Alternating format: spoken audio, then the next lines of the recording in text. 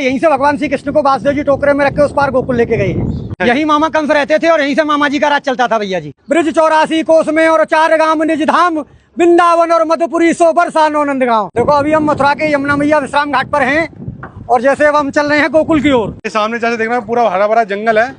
जंगल नहीं है ये, अच्छा, इसको बोलते हैं वृंदावन। वृंदावन, हाँ, ये भगवान श्री कृष्ण की गौचार भूमि है। भगवान गोकुल से गैया चराते हुए और ऐसे वृंदावन जाते थे भैया जी। देखो ये इधर दिखाइए, ये सामने है गोकुल गेट। जब भगवान को रात को 12 बजे वासुदेव जी टोकरे में रख के उस पार से इस पार गोकुल लेके आए हैं। इत मथुरा इत गोकुल नगरी, बीच बहते हैं यमुना गहरी, तो भगवान को यहीं से लेके आए। तो भैया जिस तरीके से मथुरा आज से मतलब 100 साल पहले रहा हुआ, आज भी वैसे नहीं, 100 साल नहीं। मथुरा द्वापर में भी थी, मथुरा त्रेता में भी थी और मथुरा आज भी है और अनंत काल तक रहेगी। मथुरापुरी को ब्रजमंडल बोला जाता है। अब देखो ये सामने कंस का किला है भैया जी। अच्छा, यही मामा कंस रहते थे और यहीं से मामा जी का राज चलता था भैया जी। मतलब कि वो रहते यहाँ पे थे। हाँ। और जेल उन्होंने कहीं और बनाई। जेल 1 किलोमीटर है यहाँ से। जो भगवान श्री कृष्ण का जन्म हुआ, देवकी वसुदेव जी को कंस बंद कर रखता, वो 1 किलोमीटर है यहाँ से। और कंस का अखाड़ा यहाँ से 1.5 किलोमीटर है, जहाँ भगवान का कंस के साथ में युद्ध हुआ है। क्योंकि भगवान के साथ में कंस का जो शस्त्र युद्ध नहीं हुआ, मल्ल युद्ध हुआ। भगवान ने ब्रज में 4 चीज तो की नहीं। कभी पैर में पादुका नहीं पहनी भगवान ने। दूसरे नंबर भगवान ने कभी मुकुट धारण नहीं किया। तीसरे नंबर भगवान ने कोई शस्त्र ग्रहण नहीं किया और भगवान ने कभी शरीर पर कपड़े नहीं पहने।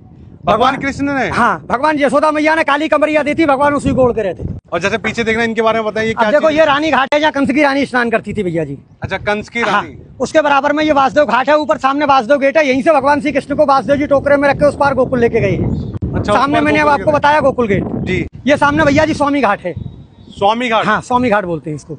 ये इधर संत घाट है भैया जी। अभी जैसे ये आपने मुझे बताया था कि किला था ये कंस का, तो इस किले में जाने दिया जाता था? नहीं, उसमें एंट्री नहीं मिलेगी। ऐसा है, पूर्वजों के जमाने से ये बताते हैं कि इसमें कुछ शोध करता गए थे जो कभी वापस नहीं आए, इसलिए सरकार ने उसको बैन कर दिया। मथुरापुरी में सबसे बड़ा पर्व बहन भाई का होता है। कार्तिक महीना में भाई दूज के दिन जो भाई बहन मथुरापुरी में हाथ पकड़ के स्नान करते हैं वो कभी यमलोक में नहीं जाते। ऐसा वरदान धर्मराज ने यमुना मैया को दिया है। अच्छा, हाँ जी। तो सीधा स्वर्ग की प्राप्ति होती है उन्हें? हाँ जी, बैकुंठ।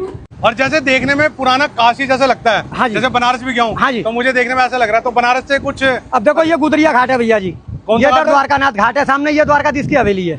अच्छा, हाँ जी। तो जैसे मैं पूछूं कि बनारस के जैसा लगता है, बनारस की कुछ मान्यता है यहाँ पे? नहीं, बनारस की तो जितने भी तीर्थ हैं 4 महीने सब ब्रज में निवास करते हैं भैया जी। सावन भादों क्वार कार्तिक। जैसे लोग कहते हैं देव सो गए, तो देवता कभी सोते नहीं भैया जी। उनकी सबकी ड्यूटी ब्रज में लगती है।